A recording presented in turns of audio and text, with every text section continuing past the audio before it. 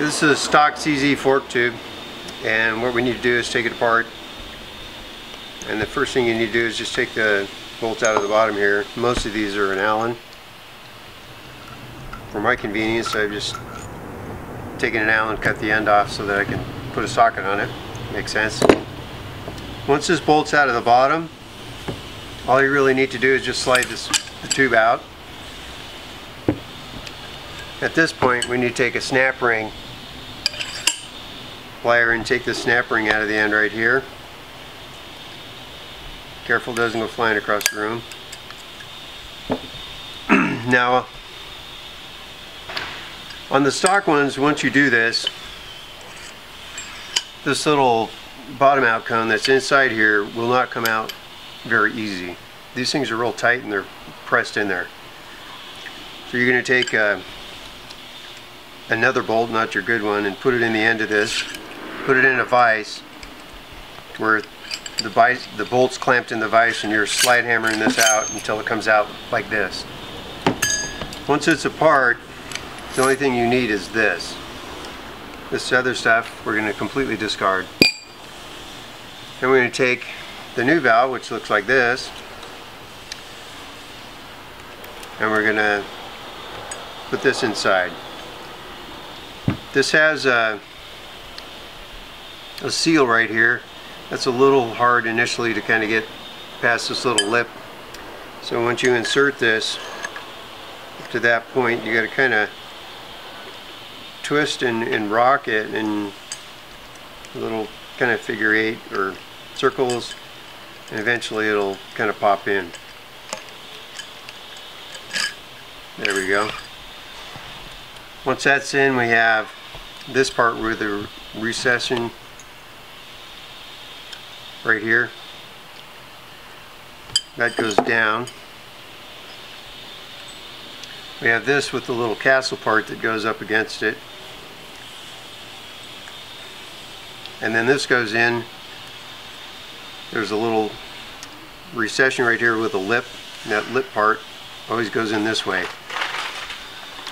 Now what I've done with mine is I've relieved the inside of this, milled out a little slot that comes up about 1/4 of an inch short of this lip on this side, and that's to relieve the pressure in the bottom out cone when this goes in the bottom into here. It comes all the way in the bottom into this, and the stock one has no relief, and if you just put oil in it, put it together with your hands with no damping or anything, no spring or anything in there, just a little oil in the bottom, and you're going to find that you can never get full travel of this all the way in the bottom.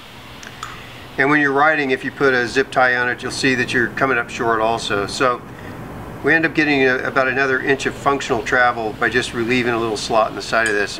And then I also relieve this.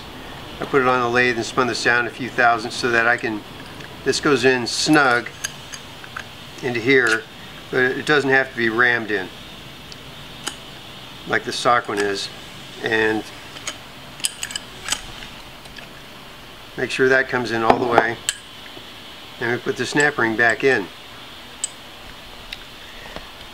Most of these snap rings, if you look at the little eyebrow right here, the eyebrow, if you can zoom in on this one, this has been relieved right where my finger's touching it.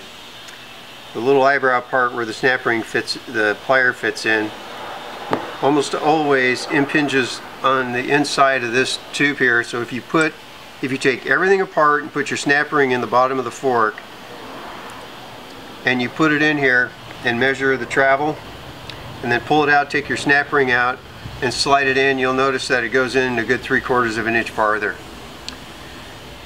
Because it impinges, there's a little machined center part that the rod goes in. The damper rod fits inside it, and this thing doesn't clear the outside diameter of it. So I relieve these to make full travel.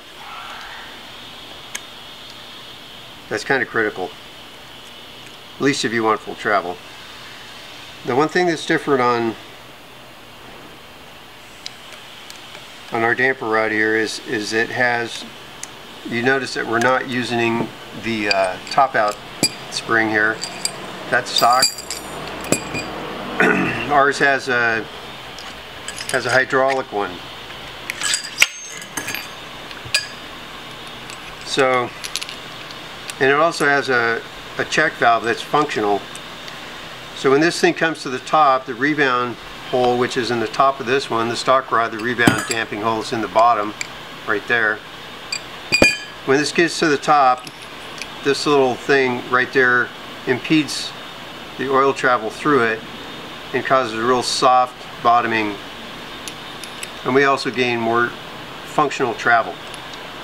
So this fork here had 6 inches of travel with the stock rod, or the Charlie Richardson rod, and with this one we have 7 7/8 travel, and everything's the same. All the dimensions are the same. The